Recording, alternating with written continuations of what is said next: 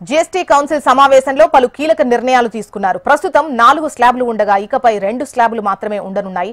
12%, 28% స్లాబ్లు తొలగింపుకు GST council ఆమోదం తెలిపింది. ఇకపై కేవలం 5, 18 స్లాబ్లు మాత్రమే ఉండబోతున్నాయి.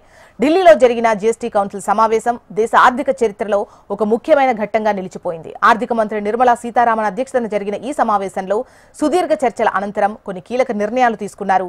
12, 28% స్లాబ్లను తొలగింపుకు జీఎస్టీ కౌన్సిల్ ఆమోదం తెలిపింది.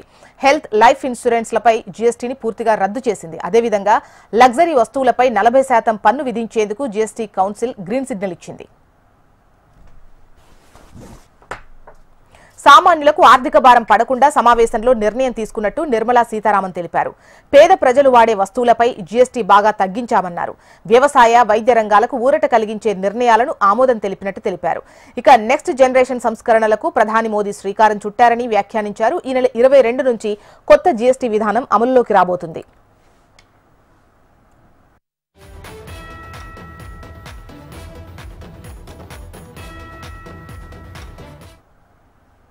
ఈ సమావేశంలో 5%, 18% అనే 2 ప్రధాన జీఎస్టీ స్లాబ్స్ ఆమోదించారు. దీంతో పాటు ప్రస్తుతం ఉన్న 12, 28% స్లాబ్లను పూర్తిగా తొలగించారు.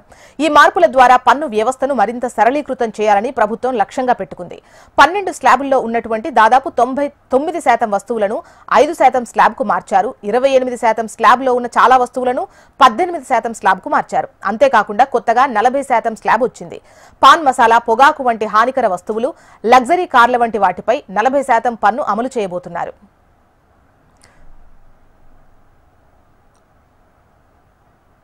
ఎగుమతిదారుల కోసం ఆటోమేటిక్ గా జీఎస్టీ వాపసు ప్రక్రియ ఆమోదం తెలిపారు.